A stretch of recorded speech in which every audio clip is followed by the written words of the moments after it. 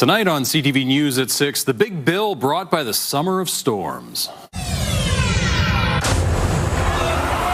Record-setting rain, making last winter's record-setting snow look like a good deal. This is multiple tens of millions we're into already.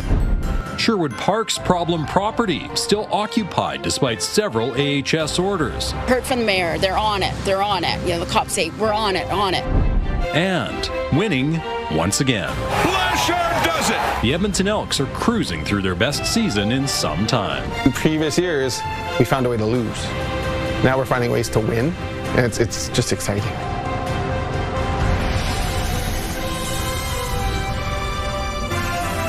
CTV Edmonton, local breaking news with Jeff Hastings. Good evening. Edmonton's city manager says this summer's record-setting rain will cost taxpayers more than the record snowfall did last winter. As Edmontonians brace for another possible thunderstorm, local leaders are deciding whether to spend more on flood prevention. Jeremy Thompson reports. Traffic is diverted away from Queen Elizabeth Park Road. City workers appear to be installing barriers to shore up the bank. Above, the sidewalk is closed, where a large section of earth has given way. From an infrastructure or an impact or a money perspective, we're seeing bigger impact from the rain in the summer here than we had in the winter. Last winter also saw wild weather. Record-setting snow had city plows clearing streets around the clock. Navigating around parked cars, there weren't enough resources to have ticketed and towed. The city manager says that effort cost tens of millions of dollars, and now this is multiple tens of millions we're into already, looking at anywhere from 20 to 30 million right now in just water impact. That estimate is from before last weekend's storms that battered concert goers at Commonwealth Saturday and shut down major commuter routes in the core Monday, flooding sections of 98 Avenue by the low-level bridge. I've been here for 26 years in this spot, and I've never seen this underpass flood before, so this is a first for me. In 2019, Council approved a $1.6 billion plan to build out dry ponds, bolster drainage, and more over 20 years. NAC says work done so far has enabled communities that used to flood to withstand this summer's once-in-a-century storms. We've received more rain than we got back in the 2012 floods, where we saw southeast Edmonton impacted, and yet we're not seeing the same impact to the broader communities. Council can consider small changes like paying for warning lights on the Yellowhead, like these ones on the White Mud, but the city is largely sticking to its existing flood plan, treating the record rain as an anomaly for now. If that's something that continued on, then we would look at making adjustments. We're probably not going to make a lot of adjustments right now because this is something we haven't seen in 50, almost 60 years, I guess. So. And Jeremy Thompson joins us now from near the low-level bridge. Jeremy, how's the afternoon commute today?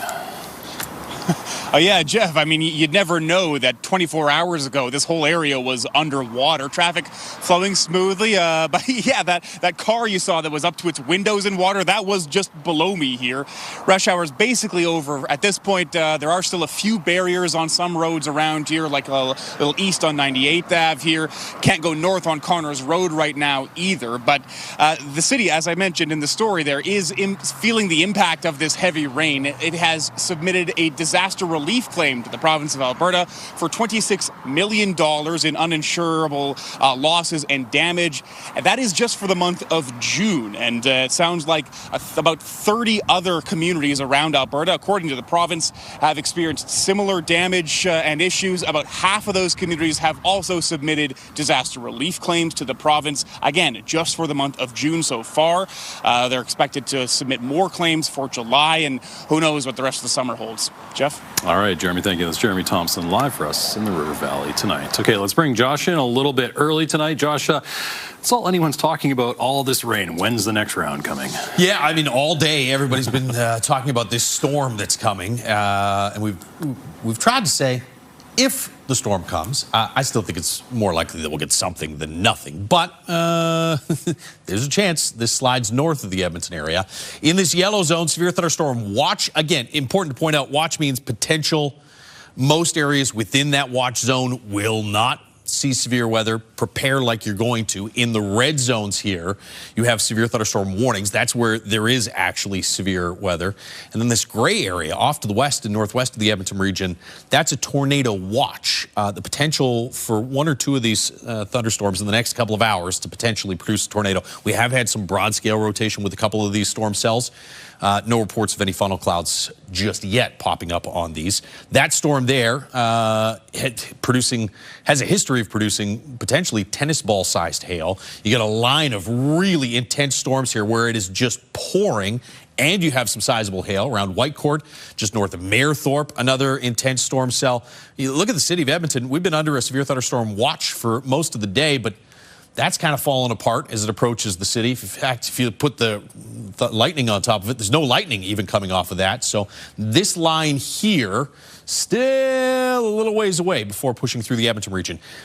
There is the potential that the worst of these storms, you can see most of the lightning is Highway 60 North. The worst of these storms pass north of the city. But I think we've kind of updated the timeline somewhere between about 7 and 9 p.m. There's a pretty decent chance that we'll at least see some thunderstorms. How severe they are remains to be seen. We'll update you on that and the rest of the 5 and 10 day forecast in a couple minutes. All right. Thank you, Josh. The City of Calgary is sending support to help with our storm cleanup. The city says damage to our urban tree canopy is extensive and it requires specialized demand for tree removal. It says there are not enough local crews to handle it. Since June, the city received more than 3,000 storm-related issues pertaining to trees. It also says downed limbs and branches from elm trees can provide a good habitat for the beetles, which spread Dutch elm disease, meaning cleanup will need to be prompt. The Calgary crews arrive tomorrow. The mayor says he's pleased to see festival numbers up despite the rain, which also underscores the need for preparation. But more importantly, I think what this is a good reminder of is all of these festivals and events having good emergency protocols to making sure that if there needs to be a quick exit, is everything done appropriately so that people can safely get out. Andrew Knack says some of the utility upgrades to Horilac Park have prevented it from flooding. The Edmonton Heritage Festival is scheduled to run there this weekend for the first time since the park reopened. Elk Island National Park is closed until further notice because of the weekend storm. Parks Canada says it is dealing with flooding, downed and hazardous trees, which pose threats to visitor safety. Elk Island received 34 millimeters of rain yesterday. Staff say they are addressing the situation and will reopen the park to visitors as soon as it's safe to do so. Edmonton police are investigating a suspicious death at a business in West Edmonton. Police were called for reports of a shooting around 11:30 a.m. The 39-year-old man died in hospital, and no arrests have been made. Police say a man was seen fleeing the area on foot around the time of the shooting. Officers are looking for witnesses and dash cam footage from anyone in the area between 11 a.m. and 12 p.m. today. Meanwhile, in a separate case, a woman accused of killing a 27-year-old woman has been charged with second-degree murder. Police were called to the Hamptons neighborhood Sunday night just before 10. They received reports about a fight outside a home. Police say when they arrived, they found a woman badly injured. She died in hospital. The autopsy shows she was stabbed multiple times. A 33-year-old woman was arrested. Police say the two women knew each other. A home in Sherwood Park has caught the attention of police, the mayor, and Alberta Health Services. Despite several orders to vacate from AHS, people are still living there. As Noah Rashog reports, neighbors are worried about their safety and have had enough. We're afraid for the safety of those in the neighborhood. People who call Sherwood Park's Glengarry Street home are fed up with their unruly neighbors. They say they've dealt with dog attacks, late-night police calls, and fights. So some of those dogs got out and have attacked several of our neighbors. One lady was actually hospitalized, so it's very serious. Two seniors down the street say they were chased by the dogs after they got loose. They spoke to CTV News anonymously, fearing for their safety. There were 5 of them that came around the corner after her, and I just happened to come back after the dog that was chasing me, and we ran them off. But we were lucky because other people have been attacked. Neighbors say they often see suspicious activity at the house. A notice to vacate the property was issued by AHS in September. Other notices have followed, but the problem property's residents are still there. Heard from the mayor, they're on it. The cops say, we're on it. But they don't live with it 24 hours a day. At County Hall, Mayor Rod Frank is well aware of the issue. We've been very involved in the file, and we've had the residents in, and we've had probably 5 or 6 of our administration right there talking about the file. He says it's largely out of his hands and that evictions are AHS jurisdiction. He has a message for the agencies holding the process up. Just think if it was your own neighborhood, you'd want this problem to be resolved, and we have to act. We have to respond to the public. If you need any help from us, we are there. But let's not delay on this one. Let's keep moving forward. Strathcona County RCMP says it's been working on the file since November and are asking people in the area to report any potential criminal activity around the house. Noah Rashog, CTV News, Edmonton. We've asked AHS for an explanation. They have not yet provided one. A local diagnostic centre expects more people will seek imaging testing when self-referrals begin Friday. The province says you should be prepared to pay the full cost before reimbursement. If the test leads to a cancer diagnosis, patients can apply for the province to reimburse them up to established rates. The province says the average cost of an X-ray ranges from $20 to $140. Ultrasounds average between $100 and $500. CT scans can cost between $250 and $1,000, and an MRI ranges from $600 to $1,200. While one centre expects the new policy means more tests will be conducted, it doesn't know by how much. The number of private paid imaging exams in the province currently is measured in the low tens of thousands, right? So if it increased by 3 or 4 times, that could be 50 or 60,000 additional exams. This is very speculative, right? Because we don't have experience with this particular model, and it'll take some time for the capacity to build. The province says information about the publicly funded rates for reimbursement will be released on Friday. Albertans expecting their disability income support payments today may have to wait a few days. Alberta's Minister of Assisted Living and Social Services says he's aware of technical issues affecting some August ADAP payments. Nathan Neudorf says the province is working to identify affected clients and ensure those payments are issued in full. 80,000 Albertans rely on this money. A statement from Neudorf's office says corrected payments will be released within 3 business days of an affected client being identified. The Edmonton Elks are off to a strong start this season. The team has 6 wins in 7 games and leads the West Division. Curtis Goodrum has more on what's different this year and how fans are feeling about the Double E. Plethora of footballs, all years, and what's neat is they're all first games. Mark Kay and his entire family have been Elks fans their entire lives, even forming close bonds with the team's players. I look forward to that every time, because you're over there, right? When they're not watching at Commonwealth Stadium, they are here, surrounded by Elks merchandise dating back to the 90s. Kay's son has never seen the Elks win a Grey Cup. In previous years, we found a way to lose. Now we're finding ways to win, and it's just exciting. Now, given the team's strong start to the season, he's more excited than ever to watch his team play. It's been tougher for the kids to come. They haven't wanted to come as much, but now with the resurgence, it's huge. Like, kids want to come, their friends want to come to the games. On the field, the Edmonton Elks say recent success is a culmination of the past 2 years. And we've tried to have that same sense of urgency, carry that into training camp, and then obviously to start faster. We started in a hole last year. We didn't want to do that again this year. The Elks president says the team has already sold 22,000 tickets for their next home game against the Saskatchewan Roughriders. He says 33,000 ticket sales would reopen the upper deck.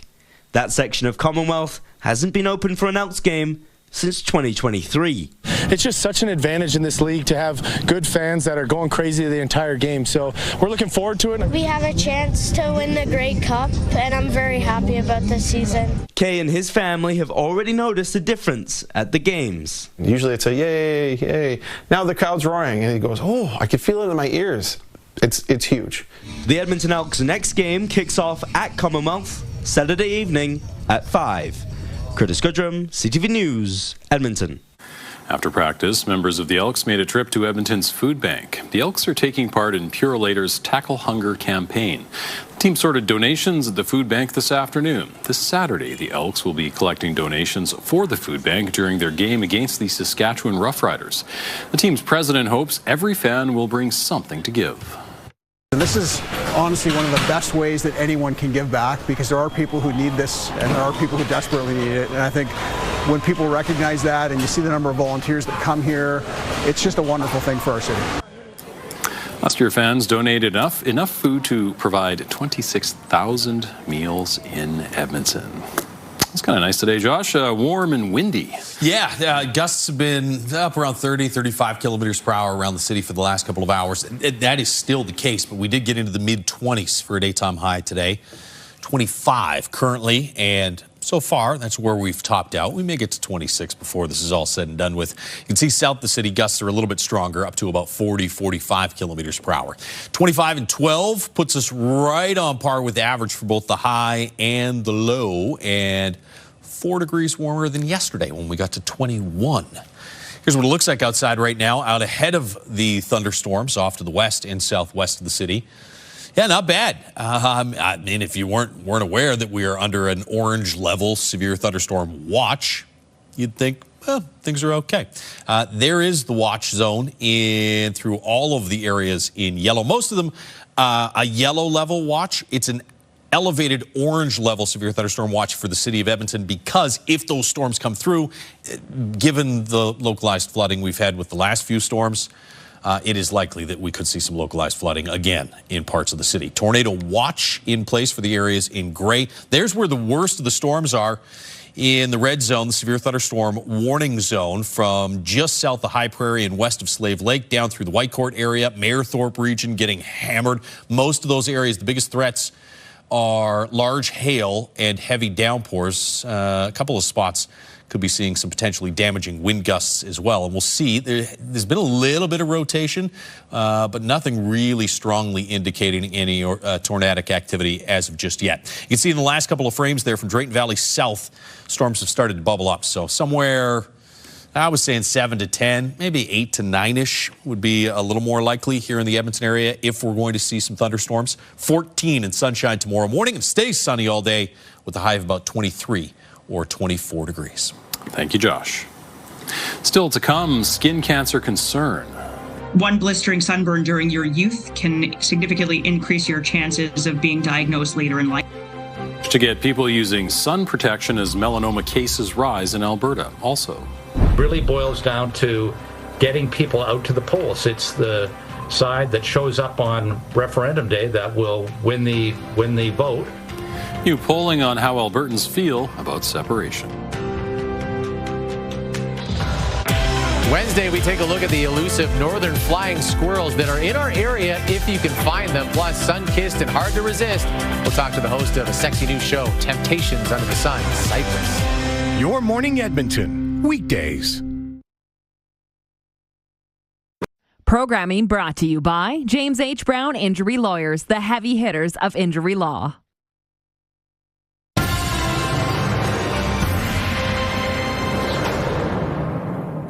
Medical experts are urging people to use proper protection outside, such as sunscreen. This comes as melanoma cases caused by sun exposure continue to climb. As CTV's Tyler Barrow reports, people of all ages are being diagnosed with skin cancer. The heat is here. There we go. Other arm. For Jillian Dykeman, she wants to protect her children from getting burned. Sunscreen is really important. I burn very easily, so it's important in my life. A message experts are hoping others get as melanoma diagnoses rise in the province. According to Statistics Canada, 645 Albertans were diagnosed with melanoma in 2016. In 2023, 1,065. For 2026, Cancer Care Alberta anticipates approximately 1,350 new cases. Even accounting for population growth, the case rate is rising. One blistering sunburn during your youth can significantly increase your chances of being diagnosed later in life. Boomers, from the 60s, we're seeing those diagnoses today. The organization held a mobile skin cancer screening recently. It made 19 stops throughout Alberta, screening over 1,200 people, detecting 151 skin cancers and 31 melanomas. It is not just older people catching it, though. The University of Calgary's director of dermatologic surgery says he and colleagues are seeing a younger influx of patients. People are coming in younger with more sun damage. there is an increased use, from just my anecdotal evidence, of tanning beds. Scientists say UV rays from the sun, sun lamps, or tanning beds increase a person's cancer risk. The Alberta Health Law Institute analyzed approximately 1,000 TikTok videos relating to sunscreen use. The overwhelming majority promoted using it as protection, but not all. Videos that were saying that sunscreen is either harmful for you, it's got toxins in it, and you shouldn't use sunscreen were the most liked, the most commented on, and the most shared. Experts recommend ignoring those. We need to stay protected from the sun, sunscreen usage, UPF clothing, sun protective hats. Tyler Barrows, CTV News, Calgary. A University of Alberta discovery could change the way doctors treat heart attacks and preserve organs. Researchers have created a first-of-its-kind drug called SNAP. The drug mimics a process found in hibernating snails and other animals. SNAP puts cells into a low-energy state, which protects them when oxygen and nutrients are limited. Researchers say the discovery could help reduce damage from heart attacks and better preserve organs waiting for transplant. If we use this drug in this organs, we will improve their shelf life, make them last longer, have a better chance of finding the perfect donor. The second application is that we could be giving this drug to patients that are having a heart attack and you're trying to open their blood vessel with stents or do bypass surgery. These hearts also get damaged for similar reasons. So if we could give it to a human being, the damage from heart attacks would be less. Researchers believe the discovery could also have a role in anti-aging and long-term space travel. They say more research is needed before the drug can be tested on people. New polling shows support for separatism in Alberta has leveled off. A survey done by Innovative Research Group shows a large majority of voters in every region of the province want to remain in Canada. The largest support for staying in Canada is in Alberta's two big cities. Calgary had 78% of respondents say they'll definitely or probably vote to stay. Edmonton had 80%. Even in rural areas, the stays won by at least 2-1. 66% of respondents in central and northern Alberta say they'll vote to remain. 72% of those in the south feel the same way. Those numbers aren't far off from what we've been seeing in other polls. This is a case where people's views are locked in. I don't think that there are a lot of people who are on the fence and, could be swayed by an argument in one direction or another direction. It really boils down to getting people out to the polls. It's the side that shows up on referendum day that will win the vote. And that means people can't be complacent. They can't just post their opinion. They've got to get out and put an X beside their name. This poll was commissioned by Vote to Stay, which is a third-party advertiser that includes former Premier Jason Kenney. The poll surveyed 2,000 eligible Alberta voters online between June 4th and 12th. Coming up on CTV News, call for donations. People are traveling, and they're thinking about other things and other places, and not necessarily thinking about the people that are in need of food. Some local charities say the shelves are bare as summer has drained its surplus. Good chance of thunderstorms through this evening in and around the Edmonton area, but the next couple of days look storm-free. Nice little break in the weather pattern. We'll get to that right after the break. Programming brought to you by Century Casino. 3 great locations: Edmonton, St. Albert, and Century Mile. Programming brought to you by James H. Brown Injury Lawyers, the heavy hitters of injury law.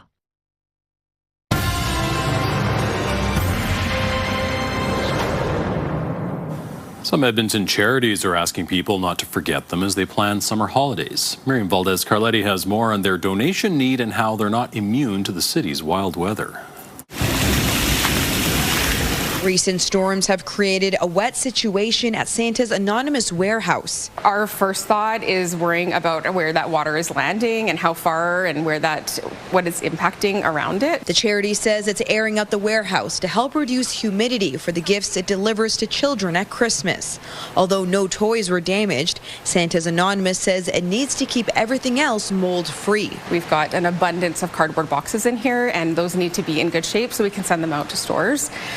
And then we've also got a lot of books here. Keeping tabs on supplies is important, as summer donations can be hard to come by. People are traveling, they're thinking about other things and other places, and not necessarily thinking about the people that are in need of food. The Veterans Food Bank Association says it's had to delay deliveries because it needs more food to fill hampers. While other food banks exist, the association says military training means vets will put others first. They see people that in their mind need the food more than they do. So they would rather have those folks eat, and they'll walk away hungry. Their most needed items include coffee, cereal, canned tuna, and soups. You can also roll up your sleeves to help in other ways. We want to prepare for the August long weekend that's coming up. That's generally a hard time for us to collect blood. Canadian Blood Services says as of late June, blood donations are down 20% nationally compared to what it predicted for this time of year. While donations can last 42 days, the organization says it wants to be prepared heading into the fall. As of right now, we are meeting patient and hospital demands. However, with that decline, we're afraid that we won't. Edmonton's stormy weather is also causing problems. We're getting those thunderstorms, a lot of flooding. So I think people are taking those appointments, but then they're not keeping them, or they're canceling them, or no showing. It says with peaks of sunshine expected in Edmonton this week, now is the chance to book an appointment. Miriam Valdez-Carletti, CTV News, Edmonton. A new partnership wants to make sure vulnerable teens in Edmonton have something to look forward to during the holiday season. Youth Empowerment and Support Services, also known as YES, is working with Southgate Mall. They're giving some teenagers a $50 mall gift card to buy something for themselves during the holidays. YES is a 24/7 support center for young people who are in crisis.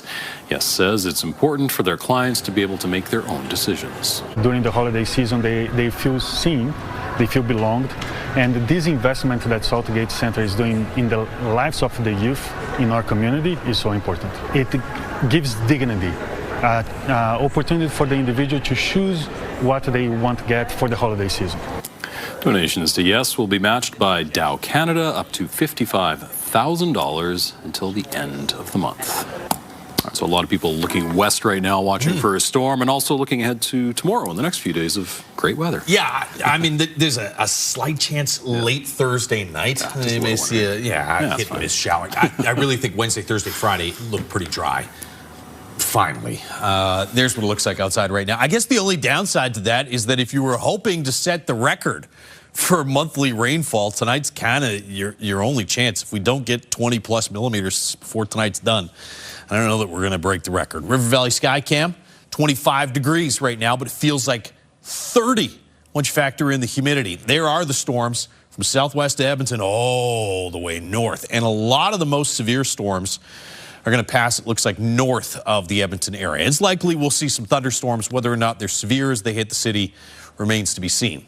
25 in Fort McMurray for the high today. Grand Prairie only got to 19. 25 and 27 for highs in Edmonton and Red Deer. Close to 30.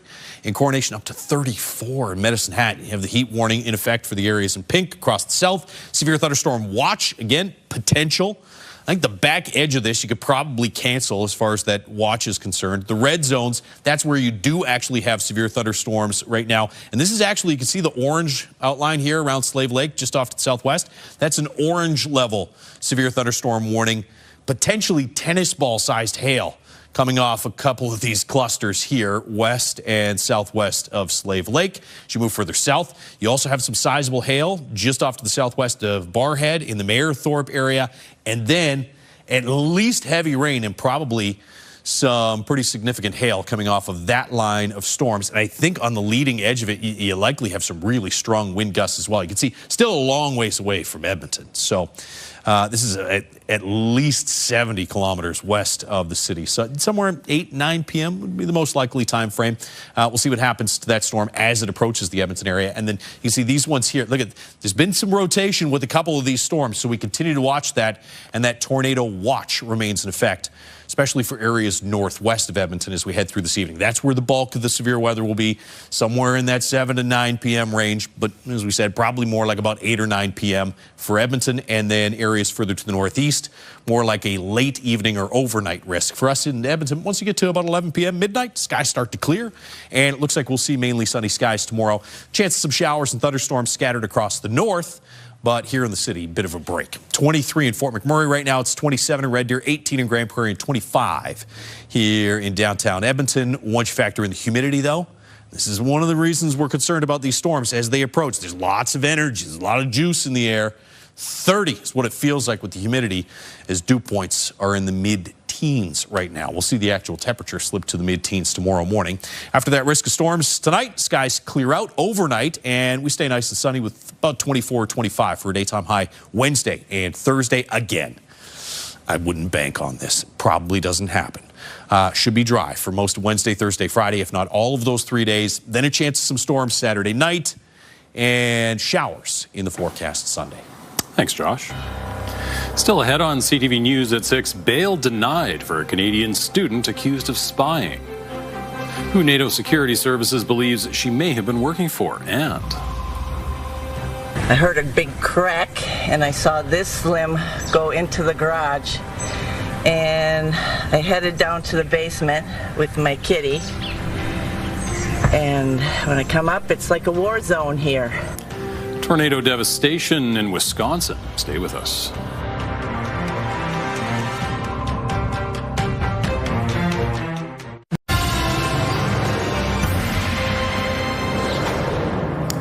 A Canadian intern accused of spying for a third country while at NATO military headquarters in Belgium has been denied bail. Officials say the suspect is of Chinese origin. CTV's Judy Trin has more. A Canadian intern will remain behind bars after being denied bail. The woman is accused of spying at NATO's strategic headquarters in Mons, Belgium, known as SHAPE. The suspect allegedly worked for an unnamed third country and is a member of a criminal organization. NATO interns are usually screened by member countries. In Canada, CSIS and the RCMP would be involved in the vetting. I don't think it's worrisome. Dan Stanton, a former CSIS officer, said this could be a counterintelligence operation, and the deliberate disclosure of ethnicity sends a message to the foreign power she's working for. The way we've uncovered, or we meaning the government, or various governments, have uncovered perhaps the modus operandi of an intelligence service, and has stopped the further development of what could be a mole or a penetration agent on behalf of another country, let's say China. SHAPE is the command center for NATO, where the alliance plans its military operations and decides where to move troops and weapons. In a statement, Colonel Martin O'Donnell says there's no indication that NATO or SHAPE operational readiness, command and control, or ongoing tasks have been adversely affected. SHAPE, the supreme headquarters of Allied Powers Europe, hires 35 interns a year.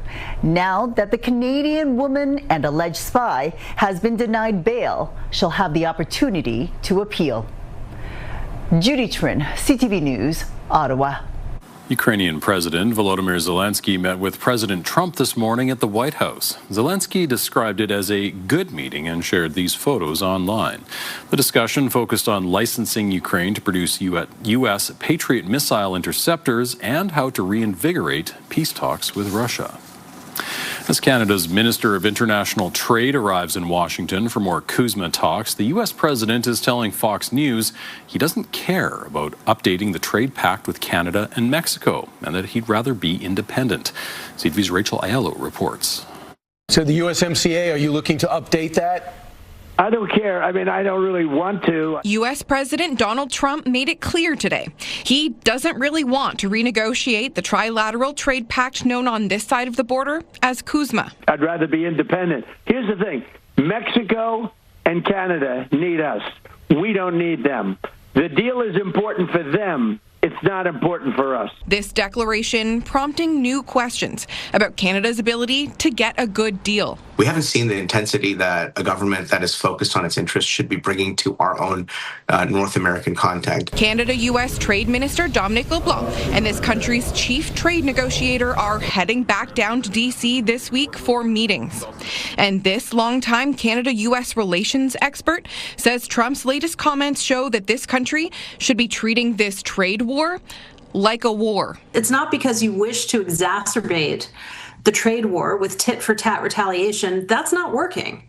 And it's not that you want to, do something dramatic that'll hurt your own economy, but the U.S. has to be convinced that you're willing to. That's, I think, where we are. With just 3 weeks left before Trump's 50% tariffs on a range of Canadian exports come into effect, there's little clarity on the minister's game plan. I think he owes our country some transparency. And new data indicates the renewed tariff threats are casting a fresh chill on already frozen business investment. Holding back on business investments today, whether it's investing in machinery and equipment, R&D, or people, means delayed in future growth in wages and productivity later on.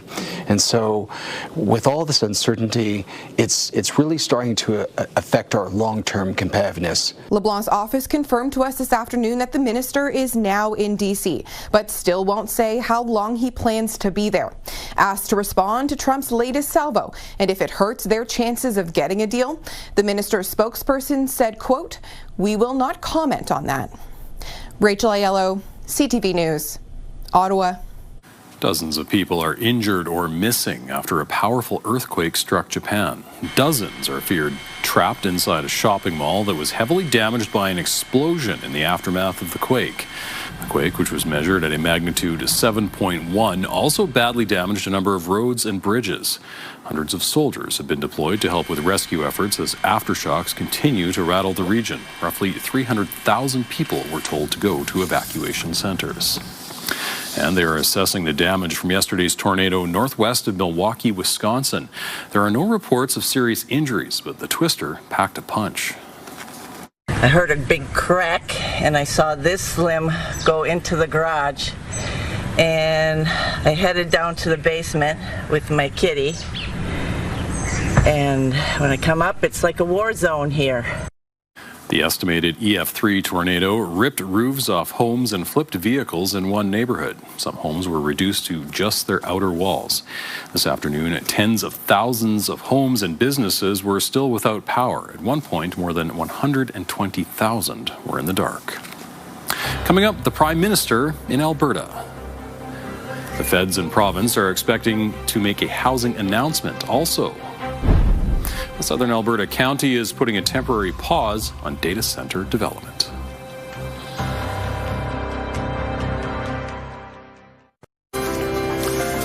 Taking a look at today's market numbers, the Canadian dollar closed near 70 cents U.S. Oil was down $3, closing the day at $79.26 U.S. a barrel. Gold is down nearly $40. The TSX was up 181 points. The Dow Jones also up 537. The Prime Minister and the Premier will be in Red Deer tomorrow. The province says Danielle Smith and Mark Carney will announce new measures to accelerate home building in Alberta. The Prime Minister's office confirms he'll also be meeting with local canola farmers. This will be Mark Carney's third Alberta visit this month. He stopped twice in Calgary to advance the West Coast Pipeline with Alberta and to take in the Stampede. Edmonton may be dealing with record rainfall and repeated flooding, but it's a different story in southern Alberta, where fire restrictions are now in place because of heat and dry conditions. The fire advisory in Rocky View County suspends all burning and fireworks permits. All burning is banned in the county, with some exceptions, including barbecues, backyard fire pits that meet bylaw requirements, and recreational campfires in approved burn pits. There's also a fire restriction in Foothills County, south of Calgary. Most of southern Alberta is under extreme fire danger. The Southern Alberta County is putting a temporary pause on data center development. Rocky View councillors voted in favor of a moratorium until the county comes out with regulations. That's expected in a few months. One councillor says a pause will help the county address key planning issues. The municipality has already approved zoning for a Beacon AI Centers project while rejecting a separate proposal near Balzac last year. The city says the new Lewis Farms rec facility has been scaled back to focus on community needs. Is there where we're going to have a water slide? The city took us on a tour of the building to see the progress. The rec center's original plan was scaled back after post-COVID inflation affected construction costs. The plans will still include 2 pools, accessible twin arenas, a track, a public library branch, and a daycare space. Planners scaled back designs that would accommodate a higher-level athletic space. They also kept the ability to expand the rec center and outdoor area in the future. We have plans, in fact, for an outdoor skating rink and a skateboard park. Those are being preserved at this point, and the infrastructure to support those, so drainage for those areas, the refrigeration lines go to the outside of the building, and then they're capped off there, so these can be expanded as needed. The city says the building is on track to open in the fall of 2028. More Canadians will be able to renew their passports online. Previously, there was a daily cap of 2,000 applications, but starting today, that limit has been removed. Applicants must have an address in Canada and be older than 16 when they got their last passport. They must also have received it within the last 15 years, among other requirements. Anyone applying will still need to get a passport photo taken and submit a digital copy. Hockey fans will have to fork over more money to watch NHL games on Wednesdays if they're not already subscribers to Amazon Prime. The streaming service will be the exclusive broadcaster of Wednesday night games in Canada for the next 12 years in both English and French. Prime, which broadcasts some Monday night games the past 2 seasons, will also carry multiple playoff series. The deal is a sub-licensing agreement with NHL rights holder Rogers, and it comes weeks after it was announced that Hockey Night in Canada would no longer be carried on CBC, which were the last free over-the-air games available to watch in the country. The play-by-play announcer for last night's Detroit Tigers game had some fun when crews tried to wrangle a squirrel on the field.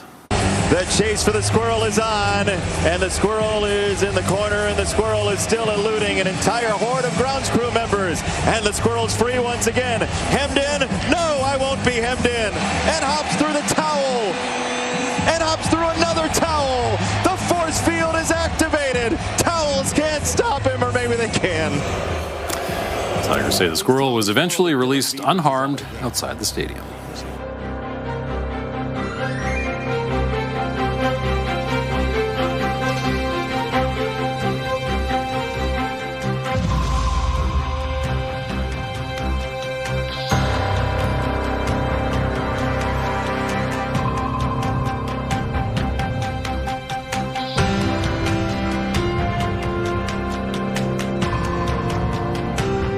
Stay with us. We've got another full night of great shows for you tonight on CTV.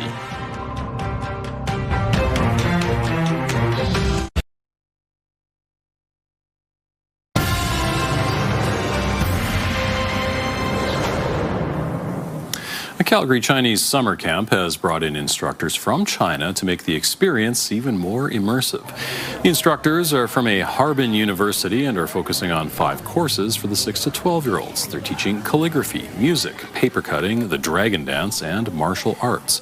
It's the first time the instructors have been to Canada. They say they're excited to share their traditional knowledge of Chinese culture with the students.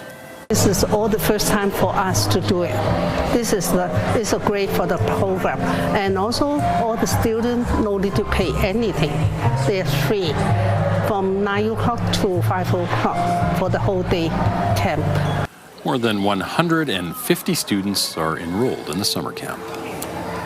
Severe thunderstorm warning has just been issued for areas west of Edmonton. Large hail, some really strong, potentially damaging wind gusts, and some downpours from that line of storms just west of Stony Plain now. Those storms moving off to the east-northeast. Looks like they're moving pretty quickly. Should hit the west end of the city, west side of the Henday, somewhere around 8 p.m., and then quickly make their way off to the east and northeast. By the time we get to about 10:30 tonight, those storms should be out of here. We'll be sunny. A little break from the storms tomorrow with a high of about 24, 25, both tomorrow and Thursday. But watch for some big wind and potentially some damaging hail before tonight's done. All right. Thanks, Josh. We're out of time. Have a great evening, everyone.